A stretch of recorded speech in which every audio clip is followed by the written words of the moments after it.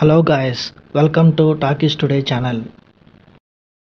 ఈరోజు రీసెంట్గా ఓటీటీలో రిలీజ్ అయిన ది హోమ్ అనే మూవీ ఎలా ఉందో డిస్కస్ చేద్దాం.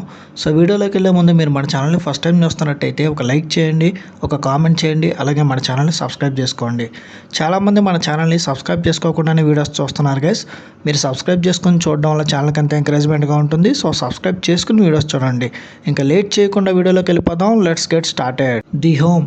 పీట్ డేవిడ్సన్ ప్రధాన పాత్రలు పోషించిన ఈ సినిమా ఒక హర్రర్ సినిమాగా తెరకెక్కింది. రీసెంట్గా ఓటీటీలో స్ట్రీమింగ్ వచ్చింది. ఈ సినిమా ఎలా ఉందో ఇప్పుడు చూద్దాం. మ్యాక్స్ ఒక రెబల్ క్యాండిడేట్ అబ్బాయి. తను జైలు శిక్ష నుంచి తప్పించుకోవడానికి గ్రీన్ మీడోస్ అనే ఒక పాత వృద్ధాశ్రమంలో కమ్యూనిటీ సర్వీస్ చేయాల్సి వస్తుంది. పైకి ప్రశాంతంగా కనిపించే ఈ హోమ్లో ముఖ్యంగా 4వ అంతస్తులో వృద్ధులు ఎవరు కలవకూడదనే ఒక కఠినమైన రూల్ ఉంటుంది.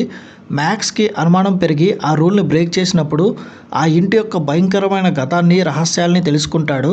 ఆ తర్వాత మ్యాక్స్ జీవితం మరియు ఆ ఇంటిలోని వృద్ధుల భవిష్యత్తు ఎలా మారింది అనేది ఈ సైకలాజికల్ హర్రర్ సినిమా యొక్క మెయిన్ స్టోరీ. ఈ సినిమా పాజిటివ్ పాయింట్స్ ఏంటో ఇప్పుడు చూద్దాం. డైరెక్టర్ జేమ్స్ డిమోనాకో ఒక చీకటి అలాగే ఇరుకైన వాతావరణాన్ని సృష్టించాడు. పాత భవనం, నిశ్శబ్ద కారిడార్లో ఆ భయాన్ని బాగా పండించాడు. వృద్ధులకు సంబంధించిన రహస్యాలు కానీ, ఏజింగ్లోని భయాన్ని కానీ హర్రర్గా మార్చడం చాలా యూనిక్గా అనిపిస్తుంది. సినిమా మొత్తం కొంచెం స్లోగా సాగిన చివరి 15 నిమిషాలు మాత్రం బాగా వైలెంట్తో కూడిన ఊహించిన విధంగా ముగుస్తాయి. ఈ ఫైనల్ ట్విస్ట్ కొంతమందిని మానసికంగా డిస్టర్బ్ చేస్తుంది కూడా. ఈ సినిమా మైనస్ పాయింట్స్ ఏంటో ఇప్పుడు చూద్దాం. హీరోగా చేసిన పీట్ డేవిడ్సన్ ఈ ఇంటెన్స్ రోల్కి సరిగ్గా సూట్ కాలేదేమో అన్న ఫీలింగ్ అయితే వస్తుంది. అతను కొన్ని సీన్స్లో సీరియస్నెస్ని ప్రాపర్గా పండించలేకపోయాడు.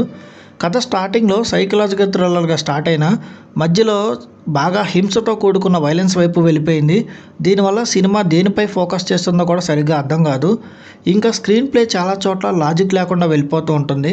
పాత్రలు తీసుకునే నిర్ణయాలు కానీ, వారి మధ్య ఉన్న సంబంధాలు కానీ చాలా బలహీనంగా కనిపిస్తాయి. ఓవరాల్గా చూసుకున్నట్టయితే ది హోమ్ ఒక యూనిక్ థ్రిల్లర్ ఐడియాతో వచ్చింది, కానీ సరిగ్గా ఎగ్జిక్యూట్ చేయడంలో కంప్లీట్గా ఫెయిల్ అయిందని చెప్పొచ్చు. మీకు కానీ పీట్ డేవిడ్సన్ యాక్టింగ్ అట్లాగే బాగా వైలెన్స్తో ఉన్న డార్క్ థ్రిల్లర్లు ఇష్టమైతే ఈ సినిమా మీకు ఒకసారి నచ్చచ్చు.